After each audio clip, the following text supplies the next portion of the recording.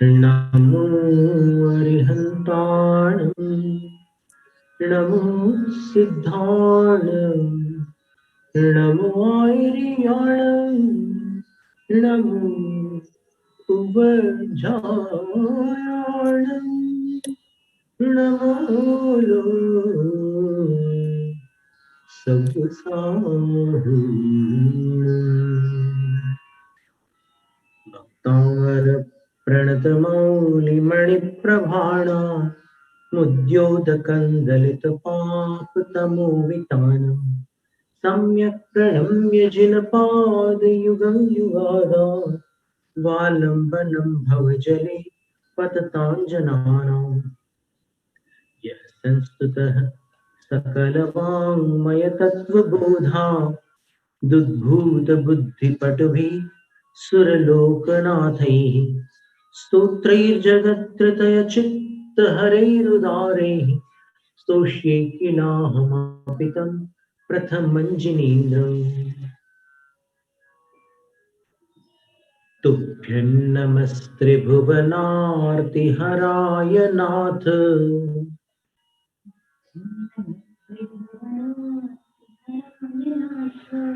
तुभ्यं नमः क्षितितलामलभूषणाय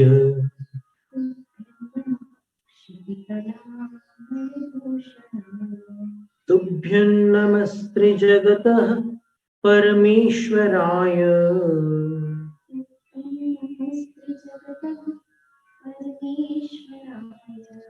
तुभ्यं नमो जिनभवो दधिशोषणाय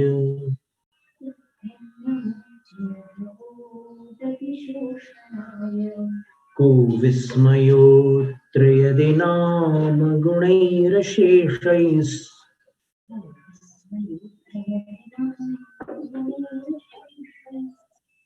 संश्रितो निरवकाशतया मुनीश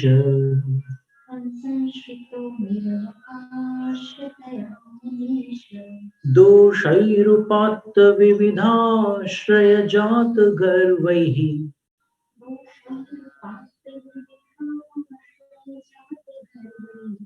स्वप्नान्तरेऽपि न कदाचिदपीक्षितोऽसि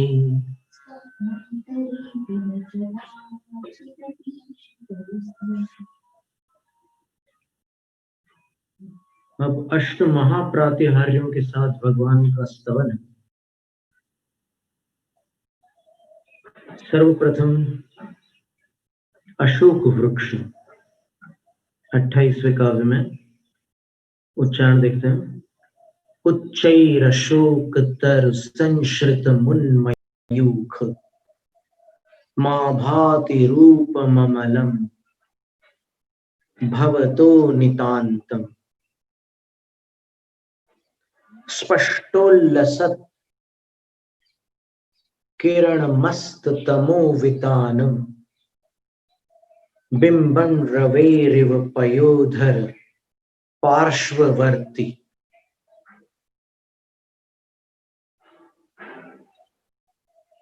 लयबद्ध पाठ। उच्चैरशोकतरुसंश्रितमुन्मयूख मा भाति रूपममलं भवतो नितान्तम् स्पष्टोल्लसत् किरणमस्ततमोवितानम् बिम्बं रवेरिव पयोधर पार्श्ववर्ती। अब आप भी दोहराएंगे। उच्चैरशोकतरुसंश्रितमुन्मयूख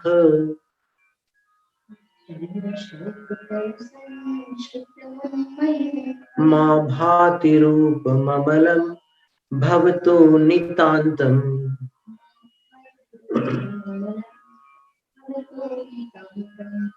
स्पष्टोल्लसत् किरणमस्ततमोवितानम्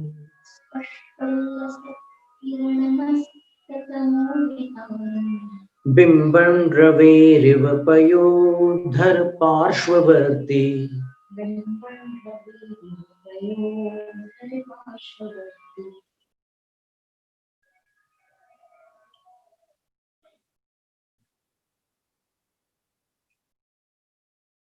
उच्चैः अशोक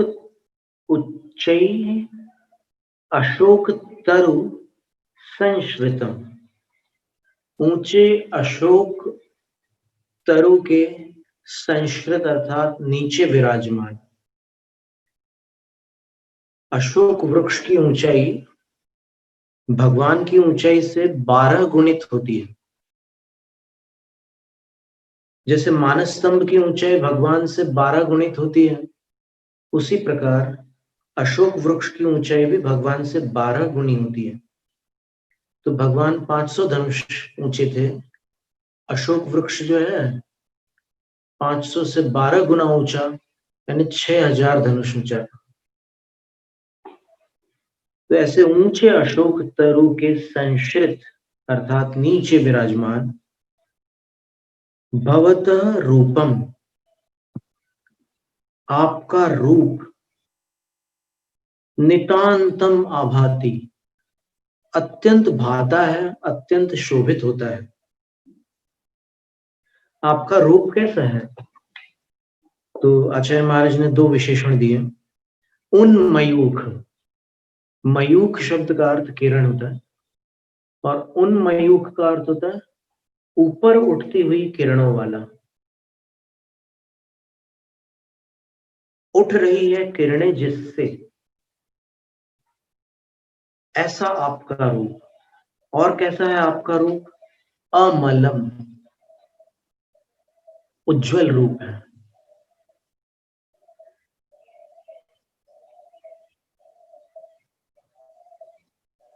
तो आपका उज्जवल रूप ऊंचे अशोक वृक्ष के नीचे विराजमान होकर नितांतम आभाति, अत्यंत शोभित होता है। अब एक दृष्टांत लिया बीच में। रवेह बिंबम एव, रवि के अर्थात सूर्य के बिंब की भांति, सूर्य के बिंब के समान अत्यंत शोभित होता है। कैसे सूर्य बिंब के समान? तो कह रहे हैं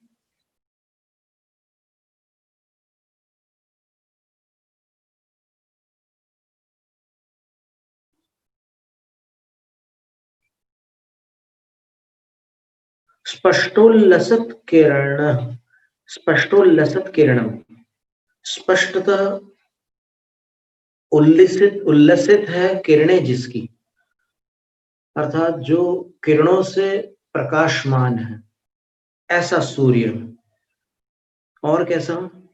तो अस्त तमोवितानम, जिसने तमोवितान अर्थात अंधकार के विस्तार को समाप्त कर दिया, अस्त कर डाली, अस्त कर डाला है। तो सूर्य बिंब के समान आप अशोक वृक्ष के नीचे शोभित होते हैं। तो कुछ और समानता भी इसमें अपेक्षित है, जिसके लिए आचार्य मानतुंग स्वामी ने लिखा है पयोधर पार्श्ववर्ती। पय जलवाचक भी होता है, दुग्धवाचक भी होता है। यहाँ जलवाचक पय शब्द है, और उसमें धर शब्द जोड़ने पर वो बादल का वाचक हो जाता है। जलधर, अंबोधर, ये सब बादलवाची शब्द पहले अपन पढ़ चुके हैं। यहाँ पयोधर शब्द का प्रयोग किया है। तो पयोधर पार्श्ववर्ती, पार्श्ववर्ती का अर्थ पास वर्तने वाला, निकटवर्ती। तो बादल के निकटवर्ती सूर्य बिंब के समान आपका उज्जवल रूप अत्यंत शोभित होता है। देखिए कैसी तुलना की आचार्य मानतुंग स्वामी ने। अशोक वृक्ष बादल के समान है और भगवान सूर्य के समान है। तो अशोक वृक्ष के नीचे विराजमान जिनेंद्र भगवान बादल के निकटवर्ती सूर्य के समान शोभित होते हैं। कभी आपने देखा हो कि बहुत बड़ा बादल हो और उसके निकटवर्ती सूर्य हो, सूर्य के ऊपर बादल का आवरण न हो, सूर्य को बादल ने आच्छादित न किया हो, लेकिन बादल सूर्य के निकट हो, और सूर्य उसके पास में हो। कभी सायंकाल में ऐसी स्थिति बन जाए, देख सकते हैं, उसको देखा जा सकता है, बड़ा भारी बादल और नीचे सूर्य है। अब बिल्कुल वैसी ही स्थिति यहाँ पर आदिनाथ भगवान और अशोक वृक्ष की हो रही है कि बड़ा भारी अशोक वृक्ष है, भगवान से ऊंचाई में 12 गुना है और फैलाव में तो एक अलग उसका फैलाव होगा, वो भी संतुलन में ही होगा ना। तो अशोक वृक्ष के नीचे विराजमान भगवान ऐसे लगते हैं जैसे बादल के निकटवर्ती सूर्य। तो इसकी तुलना इस तरह से की आचार्य महाराज ने।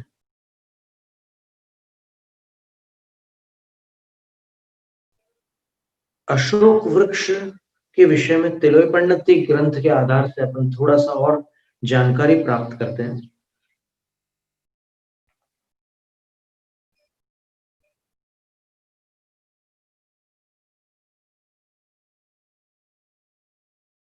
अशोक वृक्ष का वर्णन अन्यत्र भी आता है, तिलोय पंडिती में अपन देखते हैं।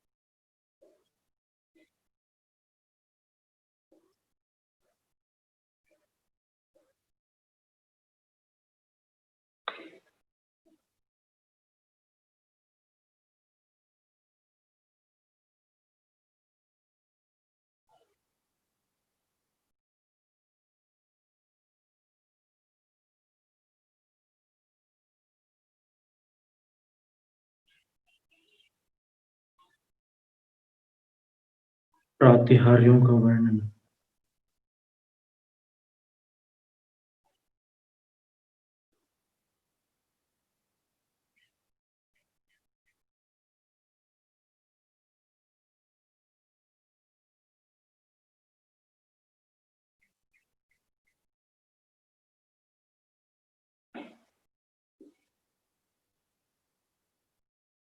गाथा 915। तिलोय पंडिती एक बहुत महान ग्रंथ, बहुत प्राचीन ग्रंथ है, यति वृषभ आचार्य महाराज द्वारा रचित है। इसके चतुर्थ महाधिकार में समोसरण का अद्भुत वर्णन है।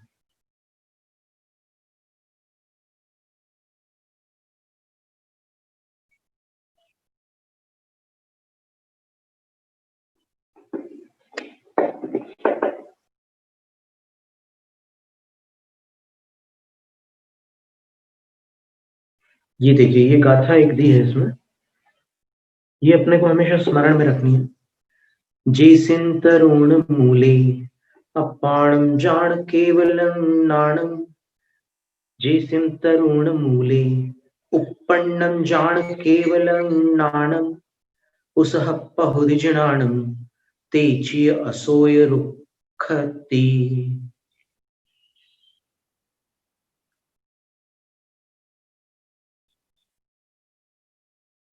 जिन वृक्षों के नीचे वृषभ आदि तीर्थंकरों को केवल ज्ञान उत्पन्न हुआ,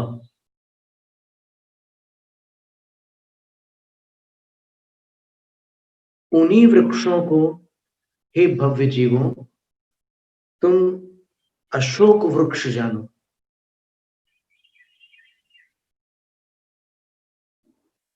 47 कर्म प्रकृतियों का क्षय होता है, 7 तो पहले ही हो जाती है क्षयिक समय दर्शन प्राप्त करते समय, लेकिन बची हुई जो 40 प्रकृतियां हैं, कर्म प्रकृतियां, उनका क्षय यहाँ पर होता है।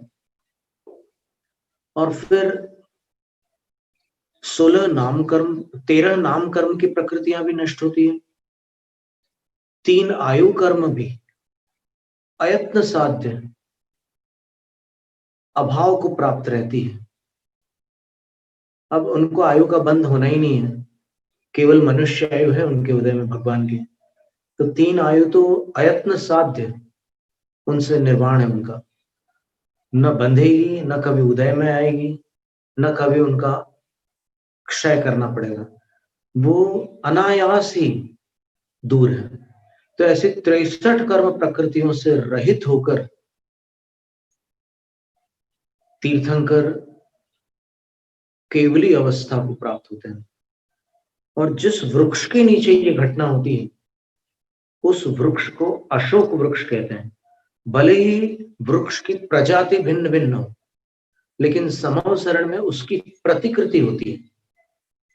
जैसे वृक्ष के नीचे भगवान ने केवल ज्ञान प्राप्त किया था, आदिनाथ भगवान ने वट वृक्ष के नीचे केवल ज्ञान प्राप्त किया था। अंग्रेजी में जिसको बैनियन ट्री बोलते हैं, बुंदेलखंड में बरगद का पेड़ बोलते हैं, और हिंदी में बड़ का पेड़ बोलते हैं, गुजराती में वडलो बोलते हैं।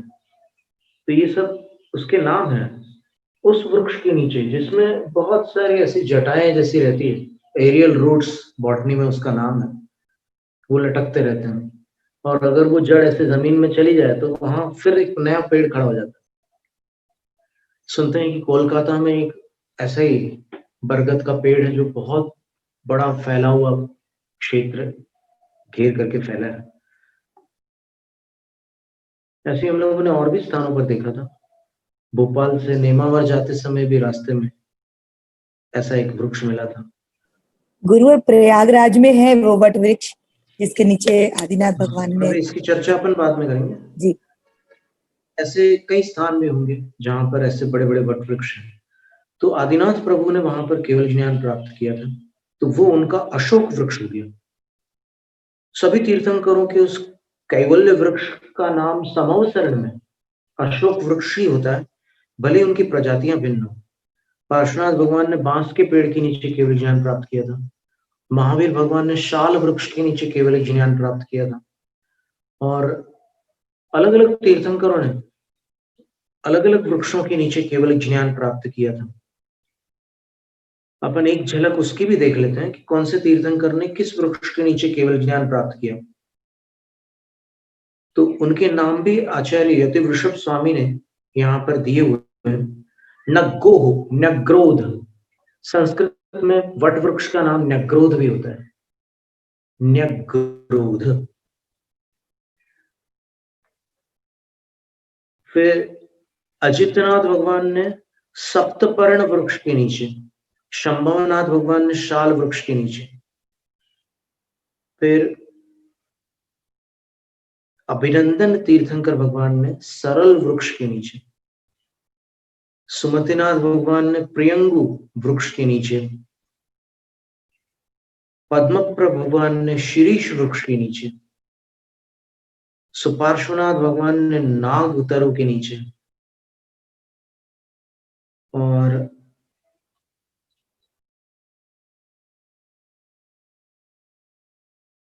चंद्रप्र भगवान ने अक्ष वृक्ष के नीचे, बहेड़ा का पेड़ जो होता है उसके नीचे, उसको धातकी भी बोलते हैं बहेड़े को, उसके नीचे। फिर पुष्पदंत भगवान ने धूली वृक्ष के नीचे, माली वृक्ष भी बोलते हैं उसको, और शीतलनाथ भगवान ने पलाश वृक्ष के नीचे, जिसको टेसू भी बोलते हैं, छेवला भी बोलते हैं, ढाक भी बोलते हैं। और श्रेयांसनाथ भगवान ने तेंदु वृक्ष के नीचे, तमाल बोलते हैं जिसको,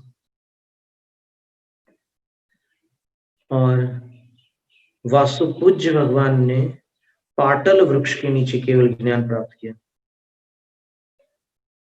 और विमलनाथ भगवान ने पीपल वृक्ष के नीचे केवल ज्ञान प्राप्त किया। अनंतनाथ भगवान ने दधिपर्ण वृक्ष के नीचे केवल ज्ञान प्राप्त किया। धर्मनाथ भगवान ने नंदी वृक्ष के नीचे केवल ज्ञान प्राप्त किया। शांतिनाथ भगवान ने तिलक वृक्ष के नीचे केवल ज्ञान प्राप्त किया। कुंथुनाथ भगवान ने आम्र वृक्ष के नीचे केवल ज्ञान प्राप्त किया। और अरनाथ भगवान ने कंकल्ली वृक्ष के नीचे केवल ज्ञान प्राप्त किया। कंकेली भी बोलते हैं उसको, वो भी अशोक वृक्ष का ही पर्यायवाची, जो अपन वनस्पतियों में जिसको अपन अशोक वृक्ष कहते हैं, उसी वृक्ष के नीचे उन्होंने केवल ज्ञान प्राप्त किया।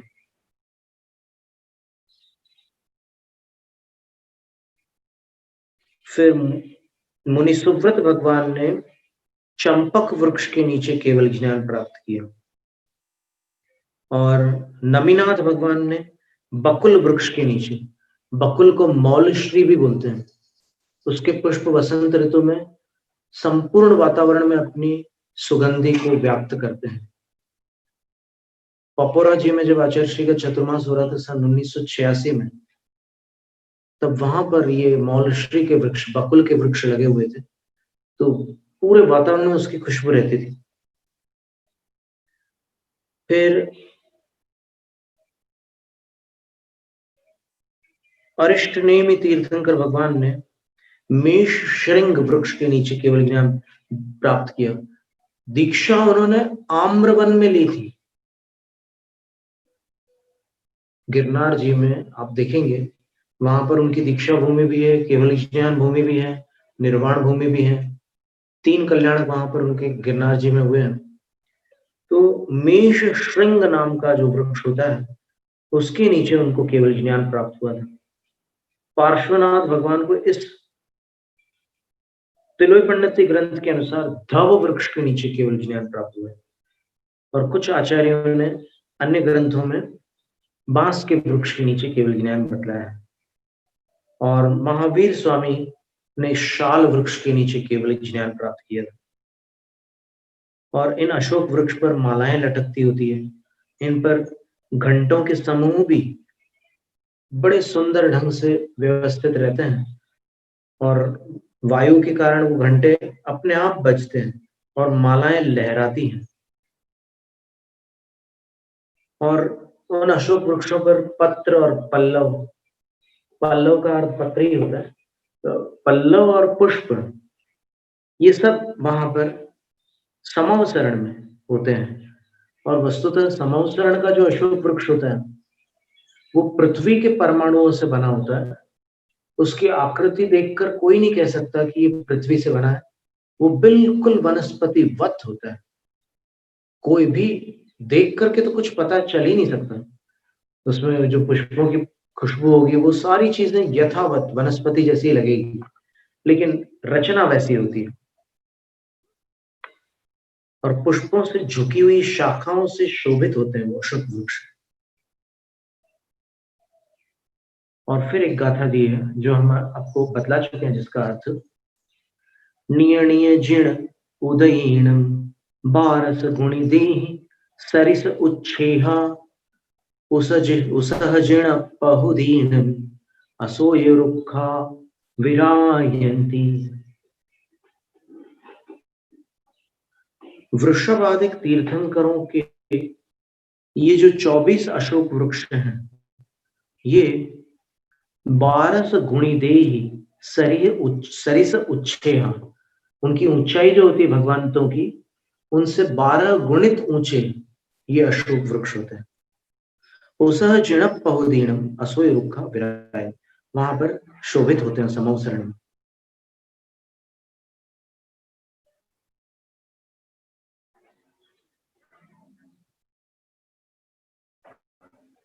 अब इसका वर्णन और अधिक क्या करें, आचार्य यतिवृषभ स्वामी एक गाथा में बड़ी सुंदर बात कर रहे हैं। किम वर्णनेन बहुना दट्ठूणमसोय पादवे एदे नि उज्जान वणिसु न रमदि चित्तम सुरेसस। अधिक हम वर्णन क्या करें, ये अशोक वृक्ष इतने मनोहर होते हैं समवसरण में कि जब इंद्र लोग लौट करके अपने अपने विमानों में जाते हैं, तो उनको अपने विमान के जो बगीचे हैं वहां के जो उद्यान है, वहां के अत्यंत मनोहर वृक्ष के नीचे भी उनका मन नहीं लगता, उनको समोसरण की स्मृति सताती है जब वो लौट करके जाते हैं। तो इस तरह ये अशोक वृक्ष का इतना सुंदर वर्णन यहाँ अपन ने देखा। और आचार्यों की वाणी में भी अपन जा करके देखते हैं कि अन्य आचार्यों ने भी अशोक वृक्ष का वर्णन कैसा किया है। तो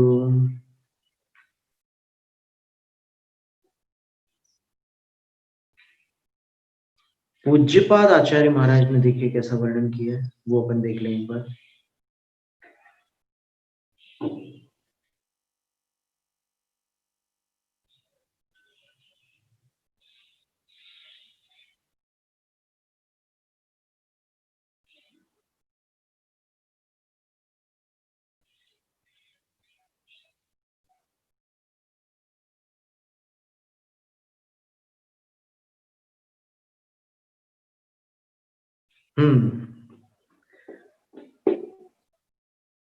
आचार्य पूज्यपाद स्वामी ने नंदीश्वर भक्ति में अशोक वृक्ष का वर्णन किया। कैसा होता है अशोक वृक्ष? वैडूर्य रुचिर विटप प्रवाल मृदु पल्लवोपशोभित शाखः श्रीमान अशोक वृक्षो वर्मरकत पत्र गहन बहरच्छायः।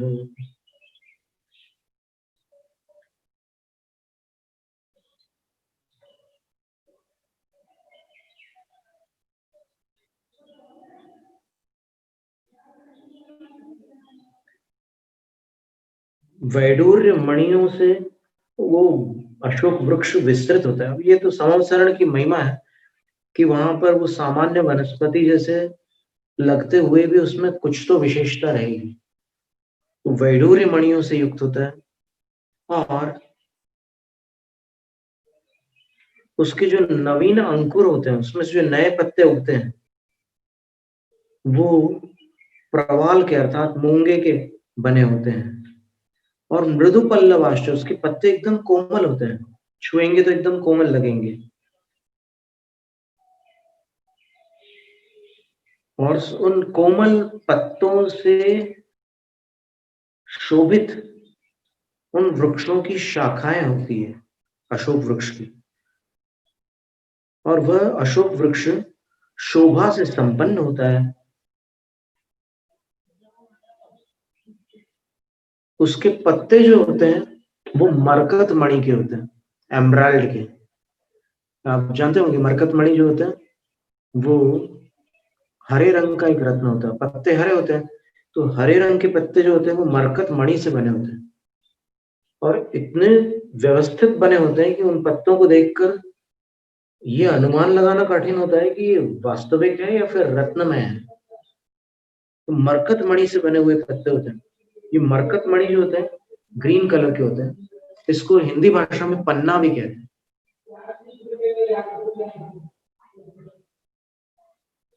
ग्रीन कलर के होते हैं।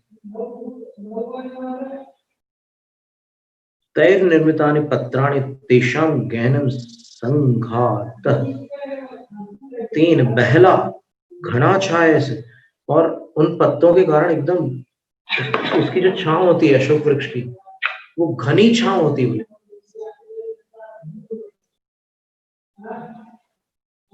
वो पतझड़ वाली स्थिति नहीं होती, वो बिल्कुल बसंत जैसी स्थिति होती है वहां पर। हरे भरे अशोक वृक्ष, उसके नीचे भगवान विराजमान होते हैं। और चूंकि आदिनाथ भगवान जो थे उनकी कांति स्वर्णिम थी और स्वर्णिम होने के कारण पीत वर्ण की किरणें उनमें से निकलती थी, तो वो बिल्कुल सूर्य जैसे प्रतिभासित होते थे। इसीलिए आचार्य महाराज ने लिखा कि बड़े भारी अशोक वृक्ष के नीचे भगवान एक ऐसे सूर्य जैसे प्रतिभासित होते हैं जैसे साक्षात सूर्य किसी बादल के निकटवर्ती है। बादल के निकट जब सूर्य होता है तब वैसा ही लगेगा। जैसे भगवान वहां पर शोभित होते हैं। तो भगवान बादल के निकटवर्ती सूर्य के समान शोभित होते हैं। वैसे तो अन्य अनेक ग्रंथों में इनका वर्णन अपने को मिलेगा, प्रथमा योग में भी मिलेगा, पर अभी अपन ने भक्तामर, तिलोय परिणति और नंदीश्वर भक्ति से अशोक वृक्ष का ये वर्णन पढ़ा है। तो जब इंद्रों को स्वर्ग लौटकर अपने बगीचों के वृक्ष नहीं भाते, तो आप इससे अनुमान लगाया जा सकता है कि समौसरण वाला जो अशोक वृक्ष है वो कितना सुंदर होता होगा। और इस पर एक कल्याण मंदिर सूत्र में भी इसका जो विवरण है वो बड़ा सुंदर है। उसमें ये लिखा है कि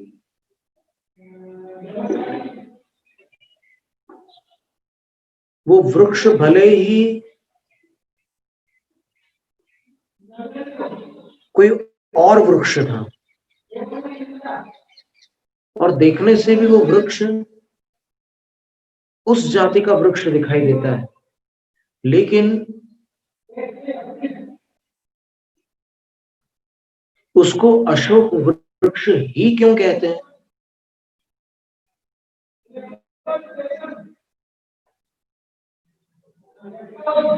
तो उसका समाधान ये था कि भगवान के पास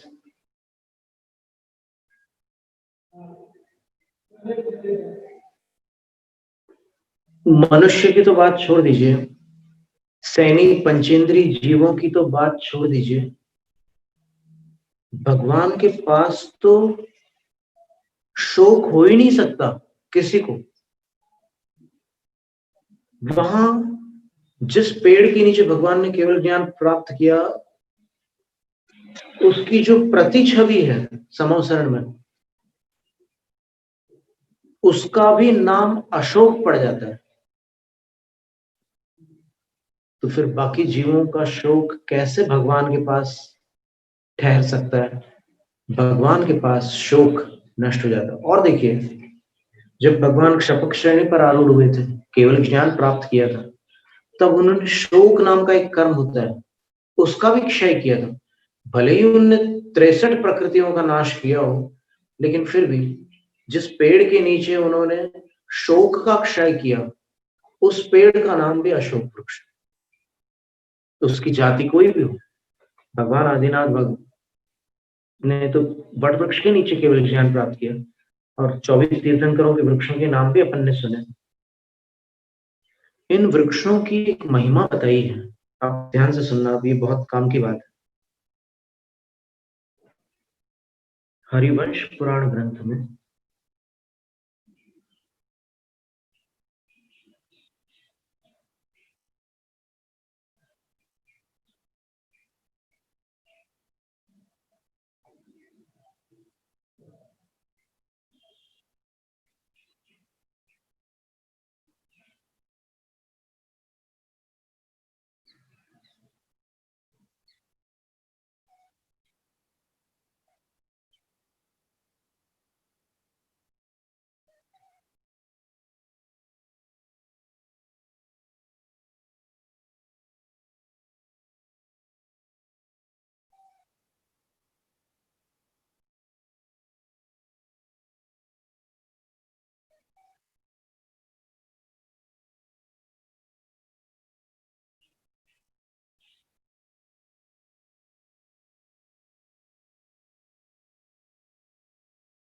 अब भी ढूंढ के निकाल रहे हैं।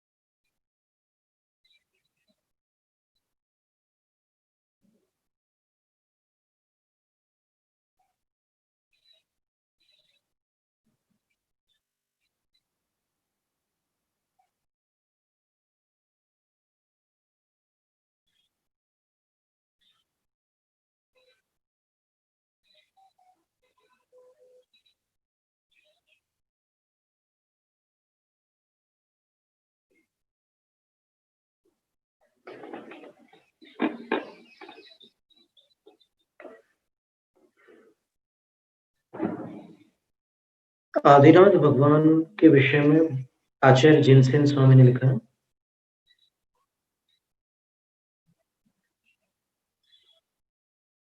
कि जिनकी जन्म नगरी विनीता अर्थात अयोध्या थी, जिनकी माता मरुदेवी थी, जिनके पिता नाभिराय थे,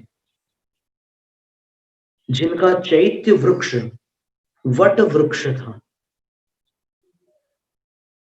जिनकी निर्वाण भूमि अष्टापद कैलाशगिरी थी और जिनका जन्म नक्षत्र उत्तराषाढ़ा था, वे वृषभ देव भगवान मनुष्यों में अत्यंत श्रेष्ठ थे। उन्होंने जन्म नगरी, माता पिता, चैत्य वृक्ष, चैत्य वृक्ष उसी वृक्ष को कहते हैं जिसके नीचे भगवान उस पद को प्राप्त हुए, केवल ज्ञान पद को प्राप्त हुए, केवली पद को प्राप्त हुए, जिनकी प्रतिमाओं को चैत्य के रूप में जिनालयों में स्थापित किया जाता है, वो चैत्य वृक्ष। फिर निर्वाण भूमि और जन्म नक्षत्र। और इस तरह इन्होंने आचार्य महाराज ने 24 तीर्थंकरों के विषय में यही वर्णन किया है। जन्म नगरी, माता पिता, चैत्य वृक्ष, निर्वाण भूमि और जन्म नक्षत्र, सभी तीर्थंकरों के विषय में ये वर्णन किया है। और इस वर्णन में उन्होंने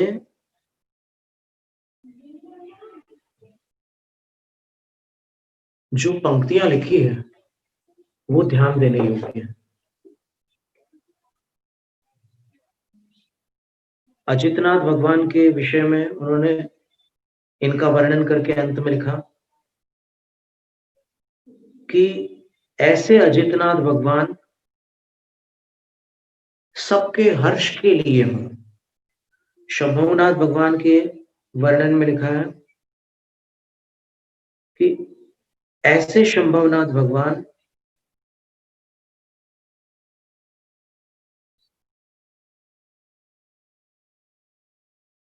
और उनका जो वर्णन किया है वे सब आप सबके पापों को शांत करे, आपको पवित्र करें।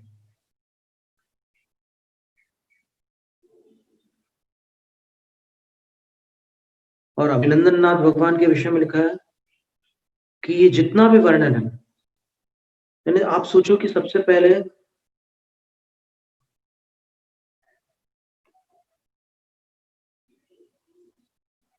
जन्म नगरी, माता पिता, चैत्य वृक्ष, निर्वाण भूमि और जन्म नक्षत्र, ये 6, और भगवान स्वयं, इनके विषय में लिखा है कि ये सातों, सुमतिनाथ भगवान के विषय में ये सातों तुम्हें सद्बुद्धि प्रदान करें।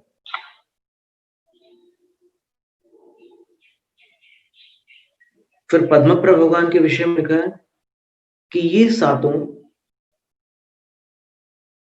तुम्हारे लिए मंगल रूप है। फिर सुपार्श, ये सातों तुम्हारे लिए मंगल रूप है। और चंद्रप्रभ भगवान के लिए लिखा है सज्जनों के लिए वंदना करने योग्य है। सातों, ये एक ध्यान देने की बात है। कभी कभी अपन थोड़ा सा इधर उधर भटक जाते हैं, आचार्यों की वाणी को भूल करके अपन कुछ लोगों के चिंतन, कुछ लोगों के विचारों को,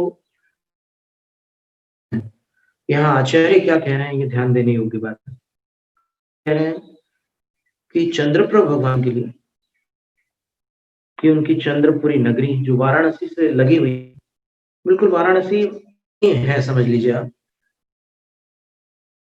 चंद्रप्रभ जिनेन्द्र, नाग वृक्ष, सम्मेद शिखर निर्वाण क्षेत्र, अनुराधा नक्षत्र, महासेन पिता और लक्ष्मणा माता, ये सब सज्जनों के लिए वंदना करने योग्य हैं।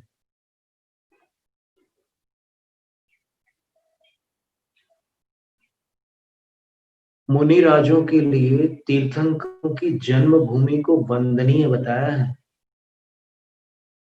इसलिए अधिक तर्कों में न भटककर अपन आगम पर श्रद्धा रखते हुए जो कहा है उसको स्वीकार कर सकते हैं। फिर पुष्पदंत भगवान के विषय में लिखा है कि ये सातों तुम्हारे वैभव के लिए हो। शीतलनाथ भगवान के लिए लिखा है कि ये सातों तुम्हारा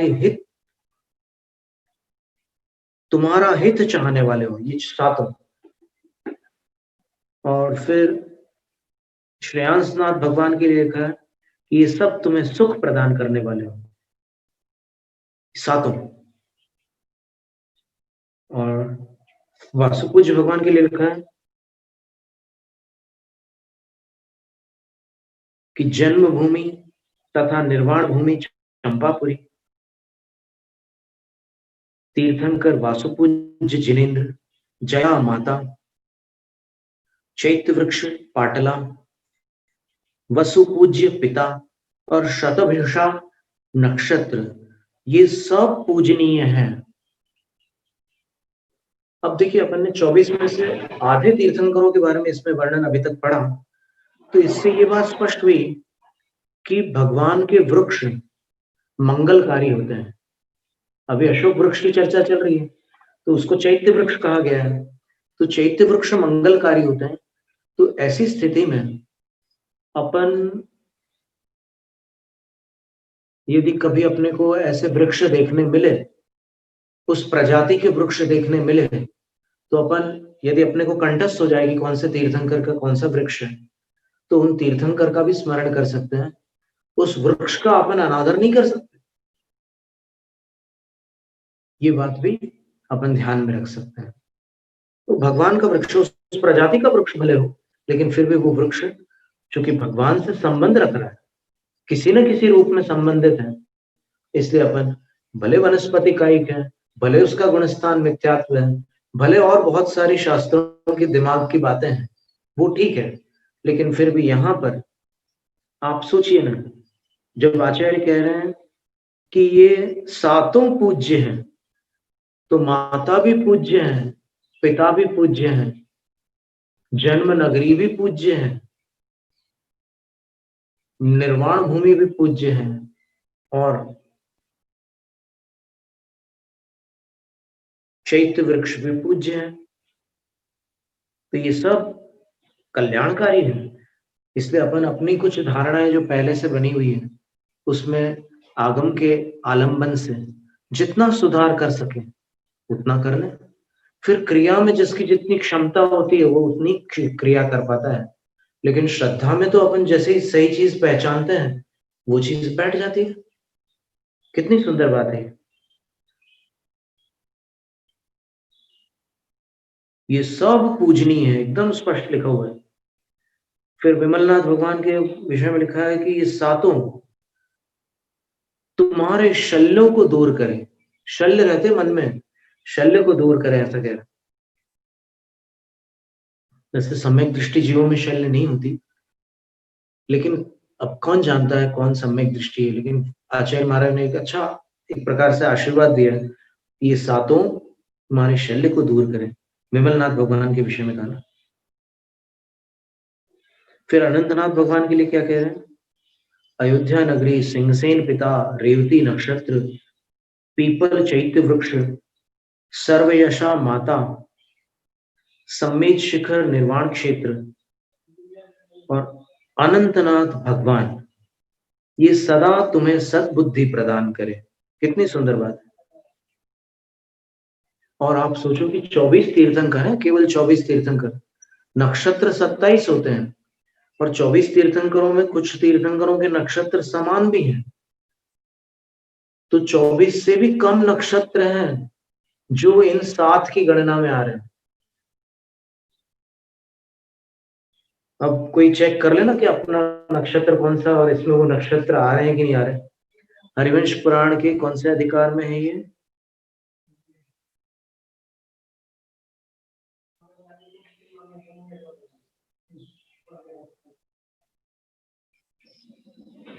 षष्ठीतम पर्व, यानी 60 क्रमांक का जो पर्व है हरिवंश पुराण का, उसमें ये वर्णन है। अब देखिए धर्मनाथ भगवान के बारे में क्या कह रहे हैं कि धर्मनाथ भगवान दधिपर्ण चैत्य वृक्ष, भानुराज पिता, सुव्रता माता, पुष्य नक्षत्र, रत्नपुर नगर और समेत शिखर सिद्ध क्षेत्र, ये सातों तुम्हें धर्म बुद्धि प्रदान करें। फिर शांतिनाथ भगवान के लिए देखिए क्या कह रहे हैं। ऐरा देवी माता, विश्वसेन पिता, भरणी नक्षत्र, हस्तिनापुर नगर, नंदी चैत्य वृक्ष, शांतिनाथ जिनेन्द्र और समेत शिखर निर्वाण क्षेत्र, ये सातों तुम्हें शांति प्रदान करें। जय हो। फिर कुंथुनाथ भगवान, समेत शिखर निर्वाण क्षेत्र, हस्तिनापुर नगर, सूर्य पिता, श्रीमती माता, कृत्तिका नक्षत्र, तिलक वृक्ष और कुंथुनाथ भगवान, ये तुम्हारे पापों का नाश करें। अरनाथ भगवान, आम्र वृक्ष, हस्तिनापुर नगर, मित्रा माता, सुदर्शन राजा पिता और समेत शिखर जी निर्वाण क्षेत्र, रोहिणी नक्षत्र, अरनाथ जिनेन्द्र, ये तुम्हारे पापों को खंडित करें। फिर मल्लिनाथ भगवान, मिथिला नगरी, ये मिथिला नगरी वर्तमान में नेपाल में है और इसको जनकपुरी कहते हैं। नमीनाथ भगवान और मल्लिनाथ भगवान दोनों मिथिला नगरी के थे।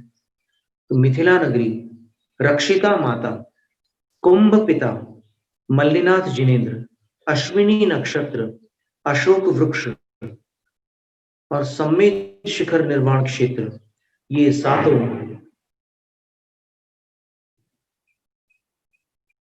तुम्हें अशोक करें, अर्थात तुम्हारे शोक को नष्ट करें। जय हो। फिर मुनि सुव्रत भगवान, पद्मावती माता, सुमित्र पिता, कुशाग्र नगर, चंपक वृक्ष, श्रवण नक्षत्र और समेत शिखर जी पर्वत, सिद्ध भूमि, ये सातों तुम्हारे हर्ष के लिए हो। फिर नमीनाथ भगवान, मिथिला नगरी, विजय पिता, वप्रा माता, बकुल वृक्ष, नमीनाथ जिनेन्द्र, अश्विनी नक्षत्र और समेत शिखर पर्वत, सिद्ध भूमि, ये सातों बड़े बड़े मानियों को भी विनम्र बना दे। क्या बात, अद्भुत। बड़े बड़े मानियों को भी विनम्र बना दे, कितनी सुंदर बात है। फिर नेमिनाथ भगवान, सूर्यपुर, शौर्यपुर जिसको बोलते हैं, नगर, सूर्यपुर नगर, चित्रा नक्षत्र, समुद्र विजय पिता और शिवा देवी माता, ऊर्जयंत पर्वत, सिद्ध भूमि और मेष श्रृंग मेढ़ा सिंगी वृक्ष, ये सब तुम्हारे लिए विजय प्रदान करें। वाराणसी नगरी, वर्मा माता, इनको वामा देवी भी कहते हैं, विशाखा नक्षत्र, धव चैत्य वृक्ष, अश्वसेन राजा पिता, पार्श्वनाथ जिनेन्द्र और समेत शिखर निर्वाण भूमि।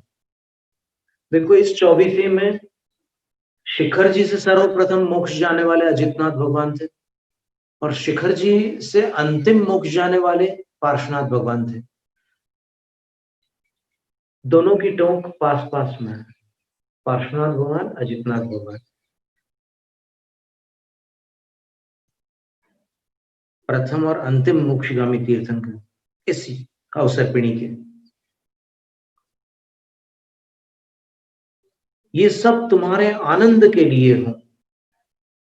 और अंतिम तीर्थंकर के विषय में कह रहे हैं, शाल वृक्ष, कुंडपुर नगर, वीर जिनेन्द्र, सिद्धार्थ पिता, प्रियकारिणी माता त्रिशला, उत्तरा फाल्गुनी नक्षत्र और पावापुरी निर्वाण क्षेत्र, ये सातों तुम्हारे पापों को नष्ट करे। अब इतना पढ़ने के उपरांत अपनी श्रद्धा क्या कहती है? अपनी श्रद्धा यही कहती है कि हम तर्क में न भटककर भक्ति रस का पान करें। आचार्य मानतुंग स्वामी ने तीर्थंकर की माता का स्तवन किया कि नहीं? ये ठीक है, आचार्य का गुणस्थान ऊंचा है, इसलिए वो माता की वंदना नहीं करेंगे, लेकिन प्रशंसा अवश्य करेंगे। और की है उन्होंने प्रशंसा। अब इसका पद्यानुवाद पढ़ लेते हैं।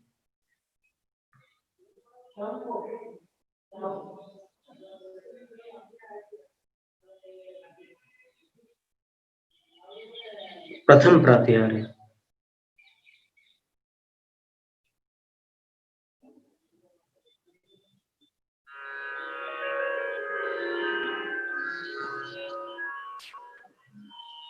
वट सम ऊंचा तरु अशोक है, आप विराजे जिसकी छाँव। बहुत सुहाती तव उज्ज्वल छवि, अति अविकारी दिव्य प्रभाव। जैसे रवि का तिमिर विनाशक, बिंब दमकता प्रभा निधान। जब हो उसके पास गगन में भारी बादल नील प्रभाव। जय जय आदिश्वर स्वामी, घट घट के अंतर्यामी। जय जय आदिश्वर स्वामी, शिवपथ गामी जगनामी। वट सम ऊंचा तरु अशोक है। वट जैसी आकृति रहेगी क्योंकि वही चैत्य वृक्ष है। आप विराजे जिसकी छांव, बहुत सुहाती तव उज्ज्वल छवि, अति अविकारी दिव्य प्रभाव। जैसे रवि का तिमिर विनाशक, बिंब दमकता प्रभा प्रधान। जब हो उसके पास गगन में भारी बादल नीर निधान। जैनम जयतु शासन।